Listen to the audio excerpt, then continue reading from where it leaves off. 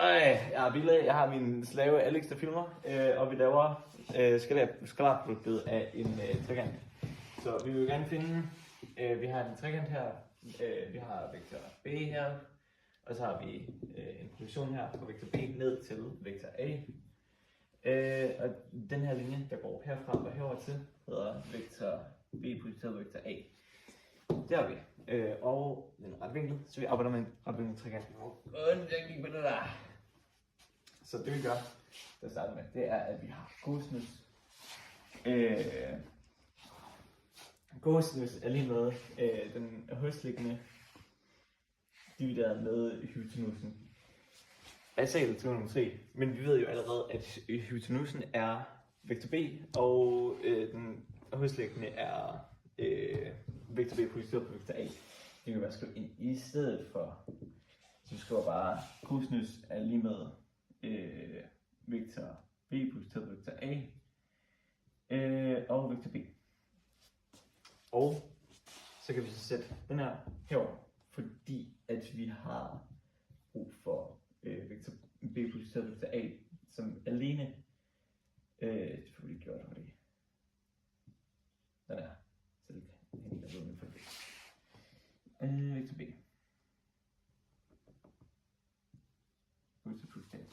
Så vi har allerede fundet ud af fra sidste, at vi ved, hvad vektor B punkteret på vektor A er. Fordi det er jo bare lige med A brækket med B, og så divideret med længden af vektor A i anden gange vektor A.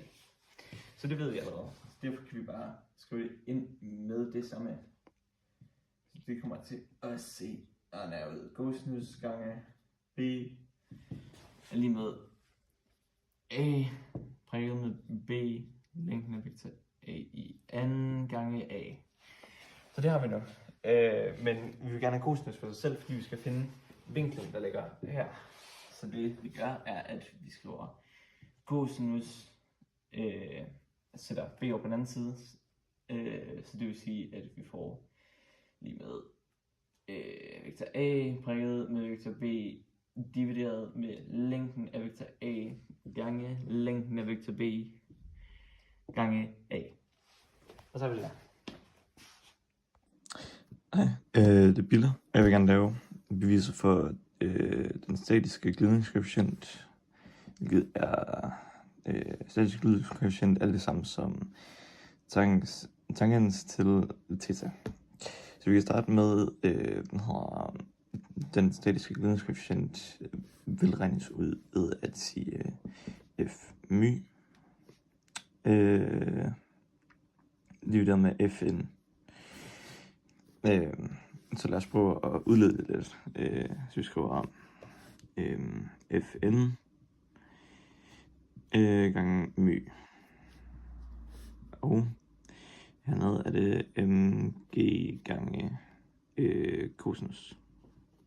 Men vi kan my, fordi at ellers så går fn bare ud med fn, og så har vi bare den her statiske glidningskoefficient lige med glidningskoefficienten, og det ved vi allerede.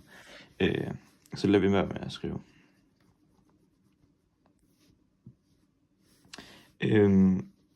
Og så udleder vi også lige den der, så der står mg sinus, mg gange sinus, divideret med mg cosinus. Mg går ud med hinanden, og så står der bare sinus over cosinus, hvilket er lige med tangens. Det burde vi allerede vide. Sinus divideret med cosinus er lige med tangens. Og grunden til det er, den øverste fn er sinus, og den nederste er cosinus, er jo fordi, altså hvis du har trekanten her, så har du kassen der, og du har ledningskraften og normalkraften, to forskellige retninger, så det er to forskellige vinkler. Dynamisk glidningskoefficient, konstant hastighed ned ad en skråplan. Vores vinkel det er 15,136 grader, Vores masse af klodsen, det er 0,190 kg, hvor vi har beregnet, at vores Ft tyngdekraft til at blive 1,873 Newton, hvorefter vi har fundet, at vores Fn normalkraft til at blive 1,808 Newton, hvor senere vi har fået, at vores Fmy til at give 0,489 Newton, hvorefter vi har fået, at vores my er lige med 0,270. Vores friktion er større end den anden friktion. Det får det til at lyde, så det ser plausibelt og rigtigt med det. Det er beviset for skalar her. Produktionen. Først så tegner vi to vektorer. Vi tegner den her, det er vektor B, og vi tegner den her vektor A. Vi laver en hjælpervektor, vi kalder den her C, og så den her forlænget af A, den kalder vi vektor AB. Det første vi skriver, det er, at vi skriver B vektor er lige med C gange vektor B. Nej, BA. Det næste vi skriver, det er BA-vektorer er lige med en tal, som en tal gange med A giver lige med vektor AB. Så vi siger tal gange med A. Så det næste vi skal gøre, det er, at vi skriver det her A gange A gange A er lige med A. Prikket med B plus C og med C. Sådan der. Så det vi gør først, det er, at vi prikker i parenteser, så det er A prikket med B plus A prikket med C. Og A og C, de to, de er ortogonale, så de går ud med hinanden, så det giver 0. Så bagefter vi har tilbage, det er det her. Så det vi gør, er vi så, vi kan isolere T, så vi dividerer A, begge A'er på herover, så det bliver A gange B, divideret med A i anden. Så nu går vi tilbage til den her ligning, så skriver vi kan isolere T, så vi siger BA vektorer divideret med A er lige med T. T er lige med T herover, så det giver i alt. Så vi erstatter det med hinanden, så det vi siger så AB vektorer er lige med, eller divideret med A og divideret med A gange prikket med B med A i anden. Så vi kan isolere vektor AB, den må vi gøre ved gange A på den anden ligningstegn. Så vi siger AB vektorer, A prikket med B, A i anden, vores længde, gange med A på herover. Bum. Det er bevis over glidningskoefficient Med lille og Alex. Yes. Okay, så vi starter med at skrive op F, resulterende kraft af loddet. Det finder vi ud af ved at sige G, og det er et lille m, fordi det er loddet, minus F snor.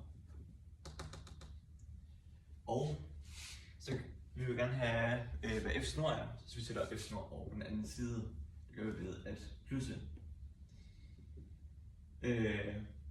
Derfor ser vi også, når der resulterer kraft, sætter vi så over på den anden side, ved minus. Nu har vi den herovre. Ja. Og vi ved, at den resulterende kraft er det samme som m gange A. Så det vil sige, at vi kan faktisk bare lige få ophævet det. Og så har vi F snor. Og der. Bum. Yes.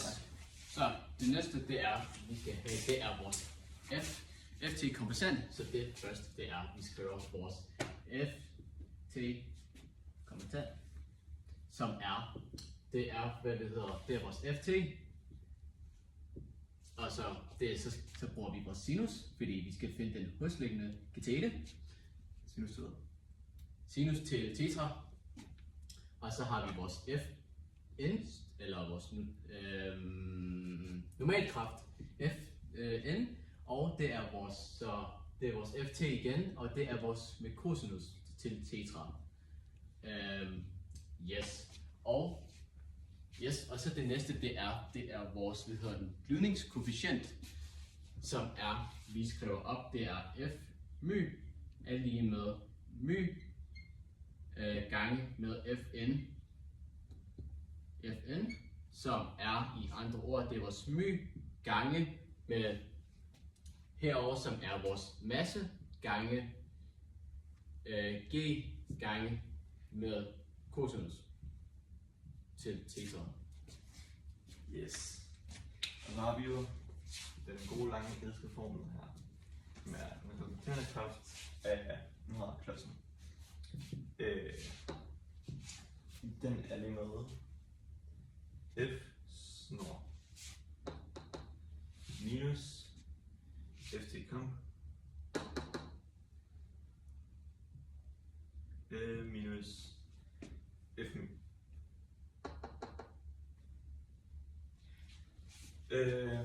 Så vi får bare lige ophedet det hele ved, at vi kan starte med en resulterende kraft igen, der er bare MA. Og det er et stort M, fordi at nu regner vi med klodsen. Vi gør lige med F snor. Det er mg minus ma i parentes minus f til komp. Den var jo ft, hvilket er et stort M gange g gange sinus til theta. Og så har vi f my, hvilket er my gange mg gange cosinus til theta. Men vi vil gerne finde den dynamiske glidningskoefficient, så vi får sat alt det her over på den anden side. Og vi gør det lidt nemt ved bare at